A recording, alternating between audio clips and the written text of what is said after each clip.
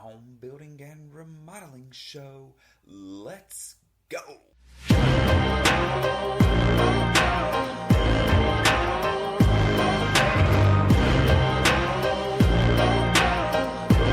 Welcome everybody to the home building and remodeling show. My name is Chris Kirby and I'll be your host. I am the owner of 3 construction companies on the Alabama Gulf Coast. The show is about residential construction. We're going to cover topics of home building and remodeling. Are you thinking of doing a remodel or building a home? Are you a contractor looking to improve your knowledge base or grow your business? Have you ever done a remodel project or built a home? There were so many things you wish you knew or that you could have done differently during the process. Then this show is for you. We break down the process of building and remodeling and how to have the best results during your project. Whether you're a DIYer looking for tips, someone looking to hire a contractor to do a project, or a contractor looking to expand your knowledge base or your business. Welcome aboard. Glad to have you. Stay tuned. We kick off the show with my thoughts on home building and remodeling. I'll share best practices and talk about some of our experiences in business and out in the field. These shared thoughts and lessons learned are meant to help you on your very own journey. Let's go. Number 5, can you provide a detailed written estimate? On some of the boards and stuff online, we've been kind of kicking this one around as far as how to not only write the estimates, but how detailed does the estimate actually need to be? And do you do a bulk estimate? Do you do an itemized estimate with a price for each line item? So those, I know what we do as a company and I know what results it gives us. So I can't say which way one or the other. But as far as the detail of the estimate, let me get back to that. As far as the detail of the estimate, that should be there no matter what. How they do their pricing on the details is what I'm saying. Some contractors are going to give you a bulk price, bathroom remodel, $25,000. Here's a list of everything being done with a bottom line price. Or you're going to get contractors that give you half the details you need for $25,000, but they may give you a line item breakdown of here's what the $25,000 consists of. Replace this, replace that, install this, remove that with a price per item. The details are what make or break the actual outcome. The end result is bathroom remodel. But are you paying for allowances? Or are they paying for stuff? What kind of a material are they using? Where are they getting the material from? Are you buying the material? Is there stuff going to be missed that you're expecting to be in a bathroom remodel? Question 5, the detailed estimate matters. And also just make sure that you ask that question. Number 6 is project timeline. A part of that estimate and conversation moving forward should be how long is the project going to take? And it goes back to questions 3 and 4, which is how long have you been in business and have you done similar projects? If you're dealing with a newer contractor, they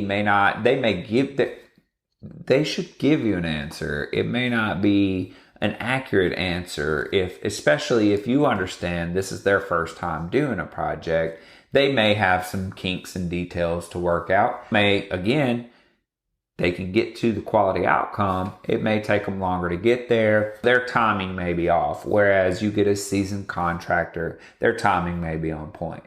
However, that doesn't mean you're going to get a quality outcome. You just look at the person that you're dealing with, engage that trust level, their first impression, how they're talking to you, how they're communicating.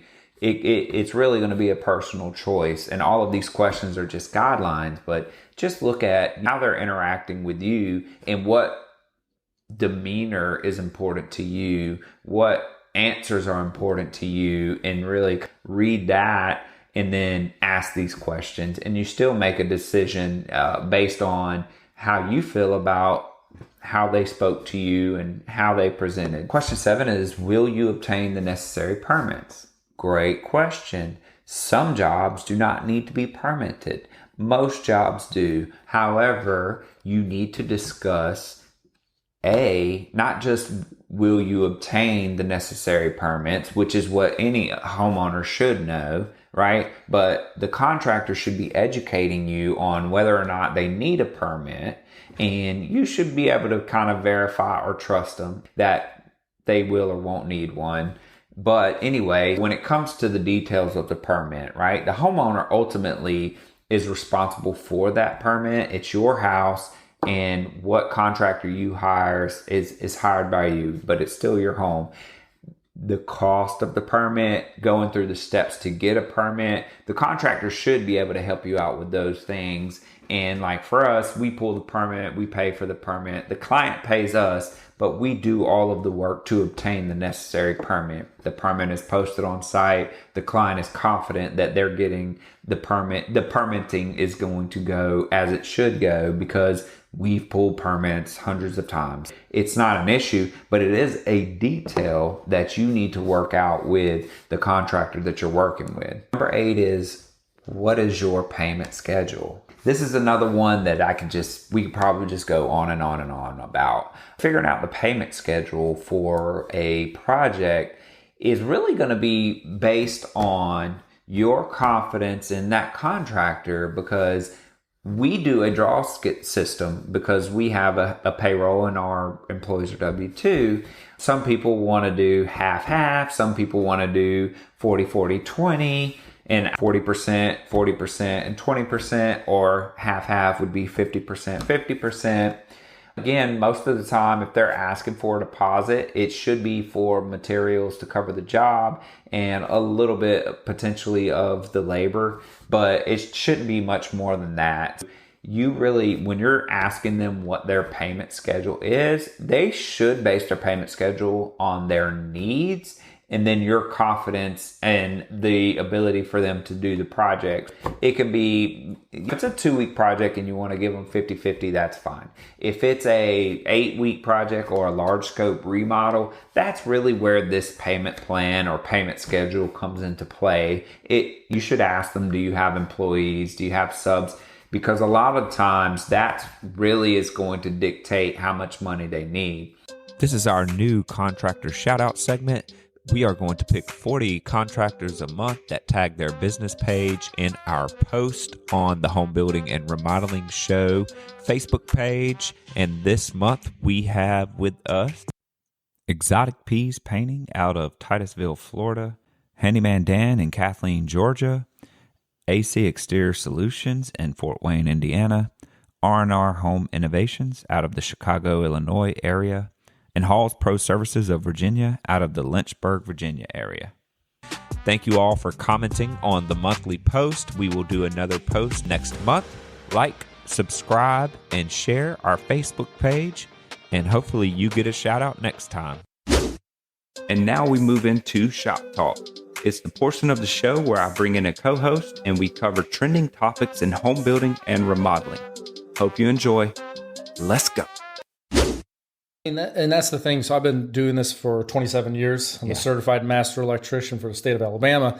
And honestly, if you're not going into the attic and not looking at everything that is required to do the job, you're really doing a disservice to the homeowner, because you could be telling them you can do it over the phone. And you get there and it's like, it's impossible to do it. Now, like a vaulted ceiling, it's going to probably require like ceiling removal or something, because you have to have access, right? So if you have a true vaulted ceiling, and let's just say you're in a situation where it's tongue and groove or something, you literally have lapped tongue and groove that is that's nailed straight to your rafters, right? You've got insulation in between, but there's no access. So to do the initial wiring, you've probably bored or done something through studs and stuff, right? So you're talking as an expense just to move lights around. You've got to pull that stuff down for sure, right? That's really kind of the only way to access it sometimes. I mean, honestly, I mean, if there's really no other way, I mean, we can try and go from maybe the soffits or from the side and then fish wires up the ceiling, but then you're talking, you have to kind of loop it from one thing to the other. And really a lot of our jobs we do, like these add-ons, comes down to, can we do it? Because sometimes you just can't unless we're doing a full. And it's sometimes it's just not feasible to move a single light that's going to take you all day, and you're pulling down a ceiling, and you're so being realistic with the client, and sometimes they don't understand these costs. Yep. And again, going back to where we started with the electric hot water heater. It is trending. It is efficient. And if you can get one, I recommend it. However, you need to know the full scope of work and all the details that it takes to go into just installing one. Yep. Right. So it's not a phone call quote because, so don't get frustrated with the contractor that won't give you pricing over the phone. Right. And yes, you can go to the big box stores and go online and price the unit and say, okay, it's X. And so let's see what the contractor comes up with. It's going to take a couple hours. So from a consumer perspective, we run into that where they've done their research. So they're like, okay, now let me call. I know what the unit costs. And then they call you, right? Yep. But also sometimes, as somebody with experience, product. And what performs well. Sure. And if not saying that, the big boxes don't carry good product, right? However, you may have a better suggestion and that suggestion's based on how you've seen these units perform sometimes, right? So do you consult in your pricing too, right? So you're not just going to say, you've got the unit, it's the cheapest unit, let me install. You're going to talk to them about that? Right, for sure. I think the communication is the biggest thing you need to do is tell them exactly, here's what it's going to involve. Right. Here's the amount of the price is going to be for the material. Because really that's we're talking about the distance. I mean, you're talking maybe $3 a foot for the wire, and that can be a major cost just for the wire. Yeah. And you have to think about those things and communicate everything. Just be 100% honest on what it's going to take to do this project. And then you also have to figure in the plumber. Like he's going to have to redo some of his plumbing maybe. Absolutely. And I think it's, again, just communication with the homeowners so that they know exactly what they're getting into before they get frustrated that we're not doing it, or maybe give better suggestions. Like, here's what it's going to cost to do this. Yeah. Maybe it's more efficient just to stick with the old water tank. Yeah, absolutely. So, and sometimes, and people are like, as a contractor, you should never talk yourself out of work. Right. Well, to be honest, that's not true. No. Because honestly, the transaction and the relationship are two separate things, and you should care about especially being local, right? Because people are diligent. They're going to do their research and ask questions, and you're going to have, most people are now hearing get 3 bids. So they may have already talked to somebody and the first person may have said, they could do it and they're going to probably get that job. But at least you're being honest and consistent. When you talk to them, you're letting them know there's not a way to do it or you shouldn't. It's not needed, So, and I would rather be that contractor, right? Yep. And that's kind 100%. Of what we talk about because they're your neighbors, they're your community. So, as a contractor, as a best practice, sometimes you will talk yourself out of jobs by being honest and letting them know you really don't need to do that. Right. For sure. I think, and sometimes you look at the money part. Well, we'll be making this amount of money for this job, but honestly, it's not going to benefit them. Yeah. And it's really going to be harder for you to even do it and commit to a job that you probably can't even do. Absolutely. So, to me, I'd rather say, which is hard, to say no, we can't do this job because it's really not feasible. And there's an art to saying no, but also it's not just no for no's sake, right? You're not saying it because you're too busy. You're saying that the need maybe isn't there or that the amount of effort and money it would cost to do this just isn't realistic. And because sometimes they do have a budget and you've got to look out for that. Yeah. Okay. Well, cool. For sure. I'm glad that you came and talked to us today. First time of many. He's going to be back over and over. For sure. Look forward to those. And if you have questions or comments, please send them our way, especially electrical comments. So we can kind of, have more topics for the show and then Andy, with his experience, is going to be able to deep dive on any questions or comments that you have as far as electrical, and not just residential, but commercial. Have you done any industrial? I used to do a lot of industrial work. Okay. So pretty much anything that you've got electrical wise, please send it our way and we will get that stuff answered for you and over to Andy. Perfect. All right. Well, thanks for having me. Thanks. All right. Now we're going to move into the portion of the show where we talk interior design. We're going to bring in an interior designer and we're going to talk trending design and products. Hope you enjoy. Let's go. But yeah, preparing for it is something that people really need to do. If you were going to lay out getting prepared for a kitchen remodel, do you have any tips or best practices? Yes. As far as just thinking along the lines of they wash their dishes in there, they gather in there, they eat in there, they cook. How many people use the home? Do you have small children? I mean, it really depends on the client. But by that time, when you really start to get into the process, we've developed a relationship with the client. We know who uses the home, how they utilize it. That's where our vision comes from. So really the main thing is come up with a plan for your family. Sure. How are you going to prepare your meals? Yes, your microwave does need to be moved to another space. A lot of clients like to put them in their laundry room. Okay. It's out of the way. It's Sure. not in your everyday space. But yes, where are you going to do your dishes? Yeah. As odd as it sounds, I have a lot of clients who use their bathtubs. Wow. Yeah. I mean, and It's a big space. You got to make accommodations. Exactly.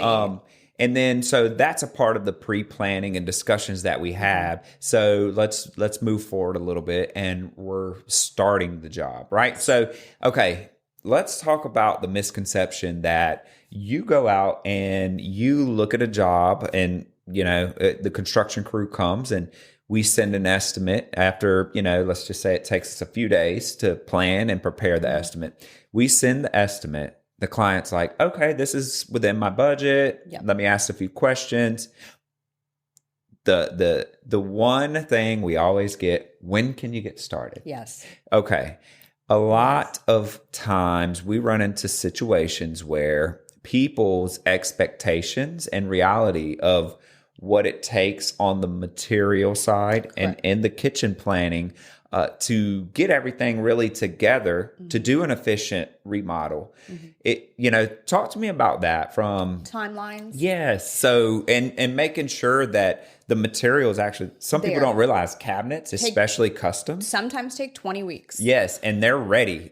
So they're excited. You sent an estimate and they're like, I can afford it. Let's go. That again is where the designer comes in though, because the client really gets excited when they see the vision. Sure. So especially if they have the drawings, right? Yes. So another benefit to having a designer is you do get drawings, you get elevations, you get mood boards. Yeah. We can actually put product in your hands so that you can have that tactile experience of going, oh, this is going to be my backsplash. This is going to be my hardware. Yes. You're not just looking at photos, you're actually touching product. So having that excitement's great. And I usually give my clients a folder that has all that in there. So yeah, during that wait time, they can go back and flip through and still be happy about it. But cabinetry, flooring, a lot of those do have extended lead times. There is no reason if cabinetry is going to take 20 weeks that you would ever want to start demo before they arrive. And that's kind of where we've run into problems is we try to plan the best. So if the cabinets are, let's just say 10 weeks out, we're going to want to start close to when the cabinets are getting here, preferably when they're here, because even then you're like 10 weeks out, let's start a week before with the demo. And then they don't show up. Exactly. Or there's damage. Sure. Or there's something missing. So are you saying a best practice, and this is for the client and the contractor, you want to get them in-house and actually check them. Yes. So I want materials that are going to be installed already delivered either to the client's home or to our warehouse where we're housing them for them. That way I can account for as well, what if we ordered a whole floor of tile? Yep. And it's on a pallet. Well, the pallet sat there for 4 weeks and no one inspected it. Well, Yes. guess what? 16 of those boxes are broken, and that tile is now discontinued. Inspect your material as soon as it gets to the area that it's Always. landing. Yes. Okay. Always. Good tip. Yeah. And you're right, because you know what? I think even here we get into the and we've got a supply coordinator, so she's Really a good. blessing. Yeah. But, we will unload, sit it, and forget it. And, when you finally do get to open it, because you're like, okay, it's here, keep moving with the renovation. Then you finally open it, and voila, what you're talking about occurs. And that's something heartbreaking for a client. And I'm speaking from actual practice. Absolutely. I didn't, this didn't come out of my head. I've had this happen to me before, so I'm speaking on it from experience.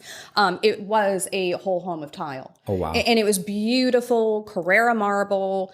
I mean, it was probably 6 pallets. Wow. And within 3 of those pallets, multiples were broken. Yes. Well, marble's a natural material. It varies in color. This client was in love with it. Guess what? No longer able to source. You know what? Keep that in mind, because I definitely want to get back to the natural stone, because it plays a huge role in a lot of design. Yes. Okay. So, and you know what? Speaking of experience, we literally just had this happen on the whole home remodel we're doing for the Gambles. Mm-hmm. We got 2 vanities in, and both vanities, the tops were busted. We're broken. Yep. Yeah. Offloaded them, sitting in the warehouse. We go to open them up, and we're moving the project along. Everything's pretty much done. We've got flooring going in, the cabinets are going in, and so we're just excited because we're tracking, and we've ordered the vanities on time, and they're due to come in. So we're moving right along, and then you open the box.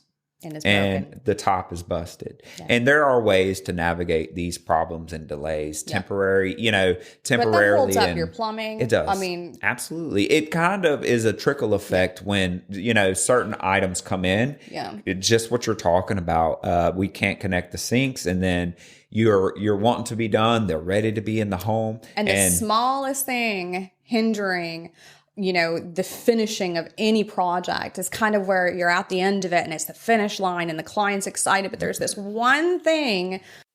Thanks for joining us today. As always, we are grateful for our listeners and your continued support. Please subscribe to our YouTube channel. Follow us on social media via Facebook, Instagram, and TikTok.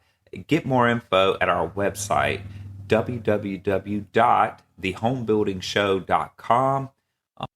And as always, remember who we are, the Home Building and Remodeling Show.